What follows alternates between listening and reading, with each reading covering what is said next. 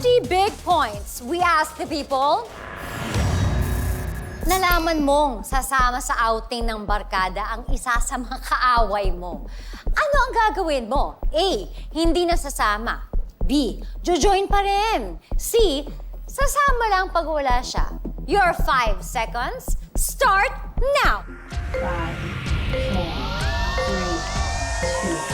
2, 1. Time's up! Team Chris Mart, ano ang sagot nyo? C. Sasama lang pag wala siya. Okay, and why is that?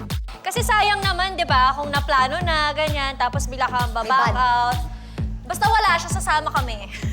Okay, Team Camia, ano ang inyong mga sagot? Siguro para sa akin, ayokong ibase doon sa kaaway ko yung pagsama ko. Oo. Parang ganyan. Like if I'm not gonna go, I'm just not gonna go. Yes. Ikaw, Mars. Panindigan mo to, huy. Yan yung napindot natin. Sige, I'm here to support them. Ha? I support you, Mars. I support you, Mars. So magpapaiwan kaming dalawa. Sean, Ay, malay mo. ano naman ang mga nasasabi ng people over there? Parang malalim yung pag-iisip natin, ate pangalan natin. Hello everyone, my name is Akasha Alarcon. Okay, Akasha, may barkada ka. Yes, marami. Tapos meron na bang time na may kabarkada ka na di nyo trip? Ay, maraming beses. Maraming beses. So nangyari na sa'yo to. Yes! So ano ang sagot mo? Anong ginawa mo doon? Ang pinaka ginawa ko doon is sasama lang pag hindi siya kasama. Bakit? Kasi bakit ko ito-tolerate ang disrespect, di ba? Parang dapat wary ako lagi sa mga ginagawa ko pag nandyan siya. Pero, Paano ako mag-enjoy? pero wala kang gagawing paraan para hindi siya sumama. Well, Well, mukhang may ginawa ka, ha? Depende lang. Depende. So nakabase sa kanya yung desisyon mo. hindi. Ayaw mo, ba't binibigyan mo pa siya ng ganun? Na ayaw mo na nga sa kanya, nasa kanya pa yung desisyon na yun.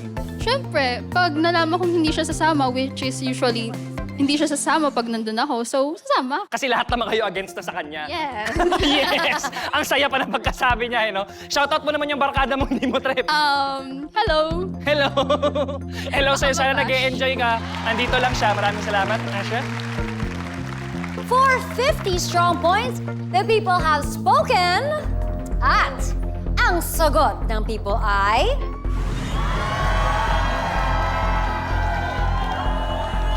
Kapitan Mars. Ay, Walang tumama! Congratulations!